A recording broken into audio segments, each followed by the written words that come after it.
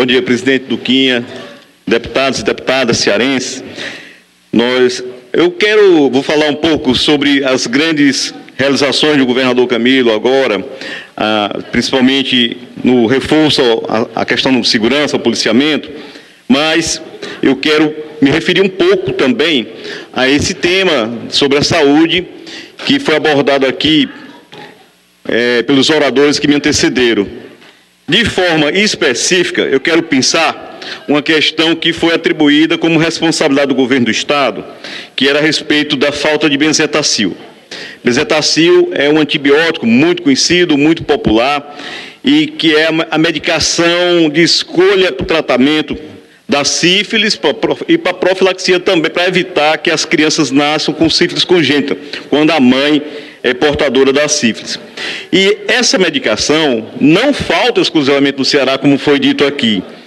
Ela é uma medicação que faltou em diversos países, e eu estou trazendo essa informação com base na informações da Organização Mundial da Saúde e do Centro de Jornalismo da Europa, que diz que, pelo menos no Brasil, nos Estados Unidos, na África do Sul, em Portugal e na França, ocorreu a falta dessa medicação.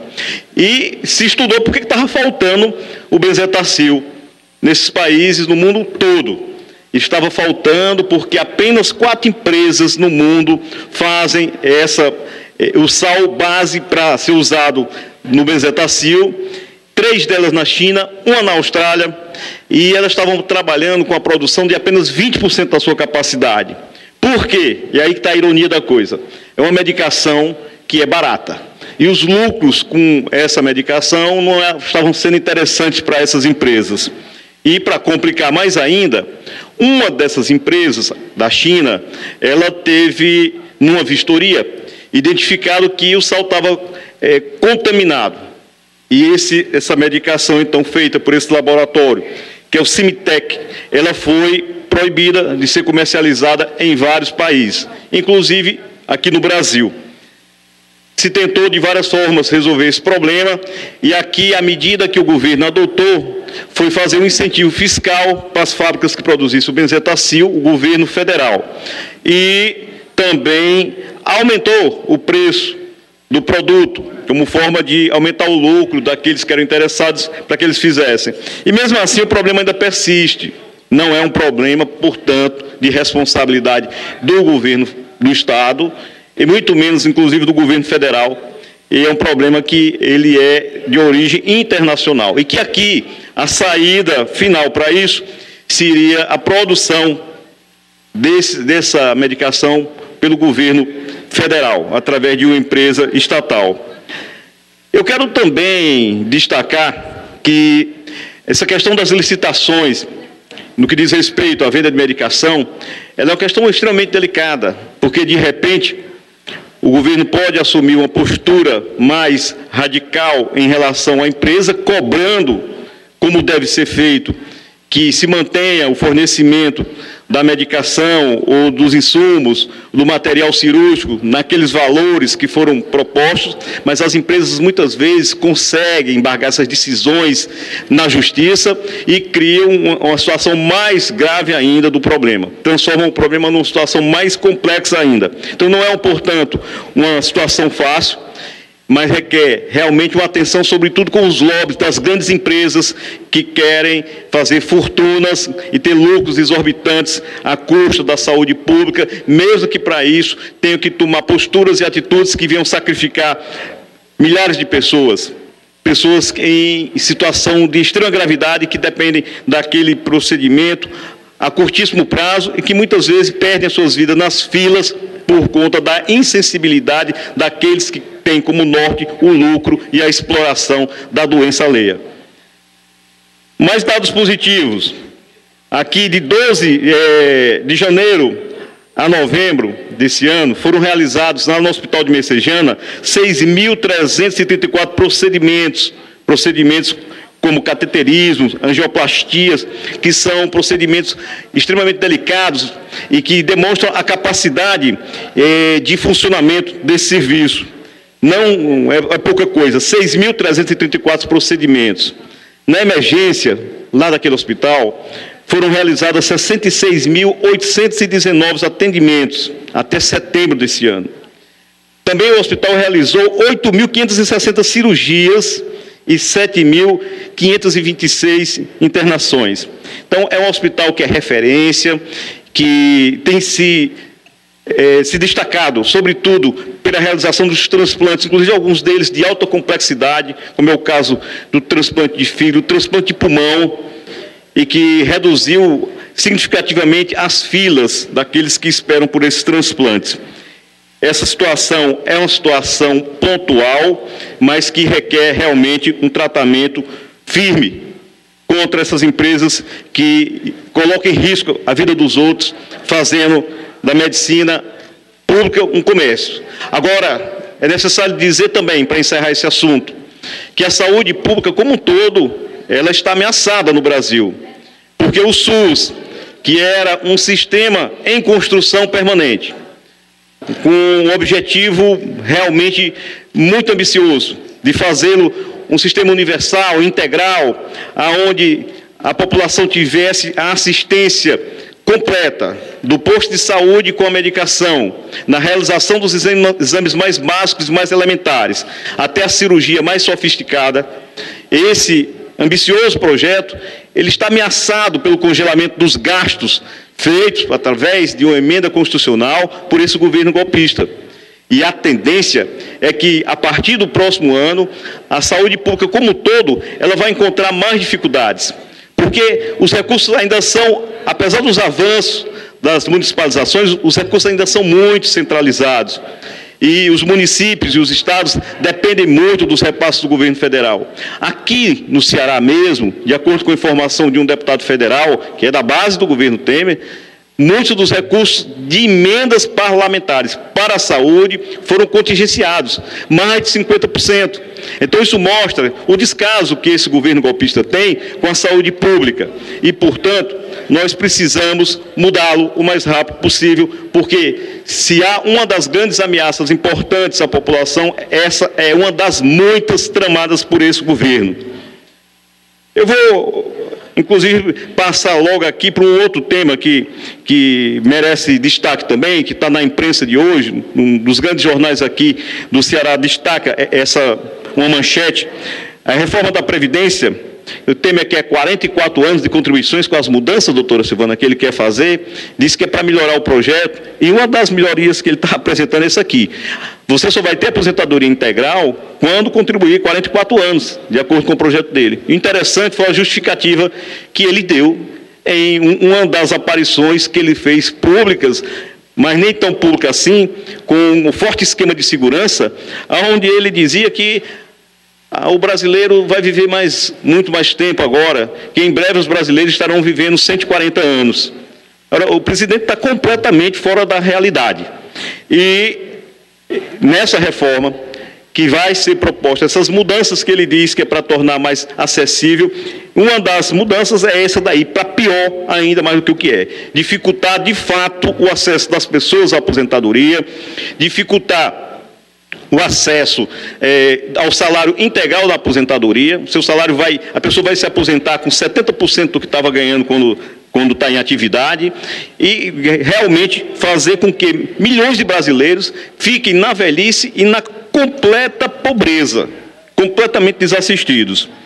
Foi feita agora recentemente uma CPI da Previdência, e essa CPI provou, com todos os detalhes, que a Previdência, ela tem mais dinheiro, arrecada mais do que o que gasta.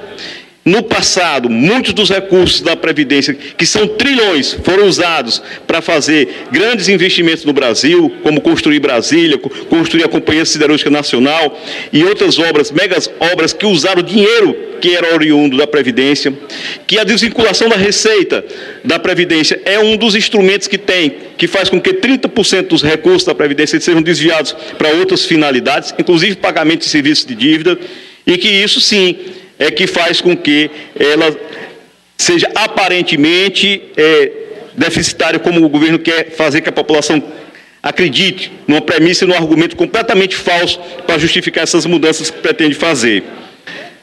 Então, nós vamos fazer aqui em breve uma audiência pública e para discutir esse tema da questão da Previdência e outros ataques que o governo Temer está fazendo ao direito dos trabalhadores, como servidores públicos federais, que ele quer acabar a estabilidade, federais, estaduais e municipais. Todos serão atingidos por essas mudanças que eles querem fazer, essa mudança da Previdência e também para se contrapor à reforma trabalhista que está sendo implantada no Brasil e que traz consequências gravíssimas que as pessoas começaram a ver agora.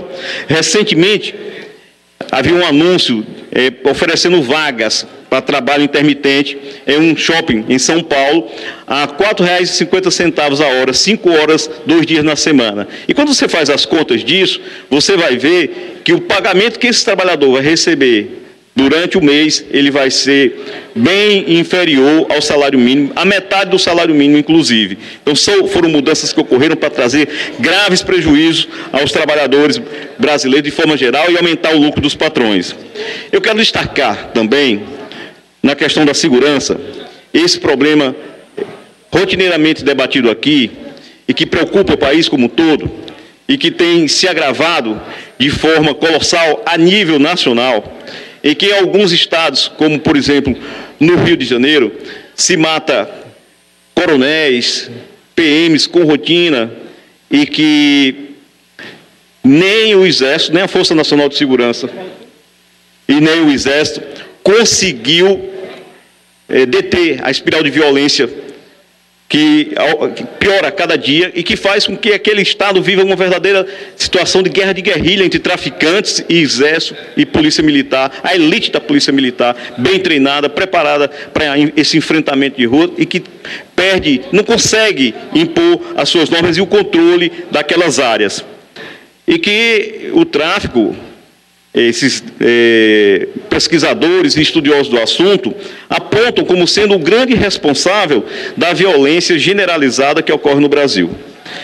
E sugerem várias medidas, entre essas medidas, a formação de um projeto nacional de segurança, a partir de um Fundo Nacional de Segurança que efetivamente tenha recursos para fortalecer as inteligências das polícias dos estados em parceria com o governo federal, fazendo com que haja uma ação mais forte, mais cinética e mais científica nos processos de investigação, que permitam, nessa parceria, dar um duro golpe na cadeia de comando do crime organizado, desmontando-a completamente a nível do país. Aqui no Estado, o governador tem feito a sua parte, e é importante ressaltar isso, e as evidências, os fatos, não deixam dúvida quanto a isso. Agora, essa semana, o governador Camilo está anunciando. São mais 730, deputado Duquinha, presidente, 730 novos policiais da Polícia Civil. São 730 policiais, Polícia Civil, novos policiais. Já foram 650 e agora mais 730 policiais civis que irão reforçar essa polícia que faz o trabalho de investigação de inteligência e que mês após mês tem conseguido resultados espetaculares nas descobertas e em suas ações aqui. Vamos pegar aqui aumento de 20% nas prisões, aumento de 30% na apreensão de armas, aumento de 300% na apreensão de drogas. São resultados concretos que se obtêm do ponto de vista das ações desses policiais. No entanto, existe um dado contraditório. Os crimes violentos aumentam por conta, sobretudo, da luta entre as facções criminosas. E a ousadia desses bandidos cresce também. O que é que falta, então? Falta um duro golpe no seu comando para desarticular do ponto de vista de inteligência do seu funcionamento e do ponto de vista também de sua estruturação financeira e sua inserção dentro da sociedade como um todo.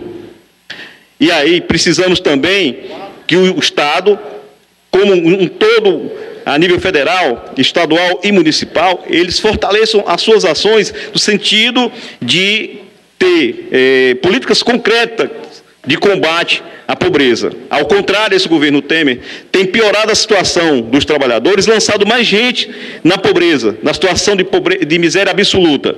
E isso faz com que o crime organizado tenha um grande exército de reserva para suas ações e faz a captação captação desses jovens desempregados, desiludidos com a vida, para as suas ações criminosas. Só para concluir, destacando ainda como ações realizadas pelo governo do Estado aqui no fortalecimento do policiamento ostensivo nas ruas, o governo vai chegar, em maio do próximo ano, com 4.200 novos policiais nas ruas. Pelo menos 1.350 já estão nas ruas da região metropolitana, mas também irão para o interior. Serão mais 600 novas viaturas contratadas. Se você somar com as 329 que já foram entregues, a gente vai ter aí quase 1.000 novas viaturas circulando nas ruas do estado do Ceará. Então, praticamente, todos os municípios irão receber viaturas novas. E essas viaturas que serão licitadas, uma nova modalidade de licitação, onde serão alugadas, elas poderão ser repostas muito mais rapidamente do que aquelas no modelo anterior, que são de propriedade do governo do estado, que muitas vezes, quando quebra, quando sofre um acidente, demora para ser reposta em torno de 30, 60 dias. Então, esse novo modelo, ele vai permitir uma reposição mais rápida e serão mais 600 novas viaturas. O BP Raio, o governo tem anunciado sucessivamente aumento dos efetivos do BP Raio. Nos últimos 15 dias, pelo menos 3 novos municípios, 3 novas regiões aqui na região metropolitana de Fortaleza receberam um aumento desse efetivo de policiamento. Policiamento mais treinado, mais bem preparado, mais ágil, chega com muito mais rapidez aos lugares das ocorrências, atua de forma preventiva, circulando nas ruas, identificando possíveis suspeitos e fazendo abordagem. A gente tem presenciado esse tipo de abordagem em diversas regiões, inclusive lá no Cariri. Essa polícia tem impedido que ocorra assaltos, porque ela se antecipa à ação dos marginais. E o governo tem um compromisso de dobrar esse efetivo até o próximo ano e tê-lo em todas as cidades com mais de 50 mil habitantes do estado do Ceará. Então, logo, logo vai chegar às menores cidades também esse efetivo e as pessoas sentem o impacto da presença do BP Raio. Então, são muitas as ações que o governo tem realizado na área de segurança, mas, de acordo com os grandes pesquisadores do assunto, sem a Política Nacional de Segurança, sem a formação de um Fundo Nacional de Segurança que permita dar mais recursos para os estados, para melhorar o seu policiamento, para conseguir equipamentos mais modernos, fica impossível erradicar o crime organizado do Brasil. Era isso, presidente. Obrigado pelo tempo.